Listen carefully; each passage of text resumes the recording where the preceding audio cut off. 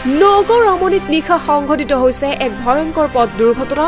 এখন ট্ৰাক আৰু এখন ডিআই বাহনৰ মাজত সংঘটিত হৈছে এই দুৰ্ঘটনাটোৰ ফলত বহু সময় ট্ৰাকৰ ভিতৰত আবদ্ধ হৈ আছিল ট্ৰাক চালকজন। দুৰ্ঘটনা সংঘটিত হোৱাৰ প্ৰায় আধা ঘণ্টাৰ পিছত স্থানীয় ৰাইজে ট্ৰাক চালকজনক উদ্ধাৰ কৰি চিকিৎসালয়লৈ প্ৰেৰণ কৰে। আনহাতে দুৰ্ঘটনা সংঘটিত হোৱাৰ পিছত পলায়ন কৰে ডিআই বাহনখনৰ চালকে। দুৰ্ঘটনাটোৰ ফলত ১২৭ নং ৰাষ্ট্ৰীয় ঘাইপথৰ মাজত বাগৰি পৰে বাঁহ ভৰ্তি ডিআই বাহনখন। ঘটনাস্থলীত নগৰ চামগুৰি আৰক্ষী উপস্থিত হৈ উদ্ধাৰ কৰে দুৰ্ঘটনাত পতিত হোৱা বাহন দুখন।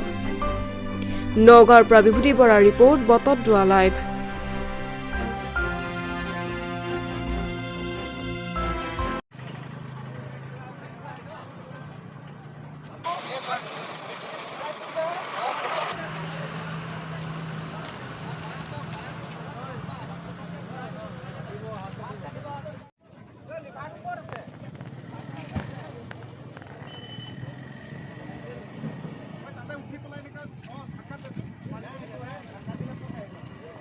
আমনি ৰাজৱাড়া হোটেলৰ একদম সন্মুখত ডিবেটাত যেটো আছে এইটো এক্সিডেণ্টটো হ'ল মানে এই বাঁহ ভৰ্তি আপোনাৰ ডিআই ট্ৰাক এখন এইফালেদি আগফালৰ পৰা আহি এইফালে ডাইৰেক্ট কাটি দিছে।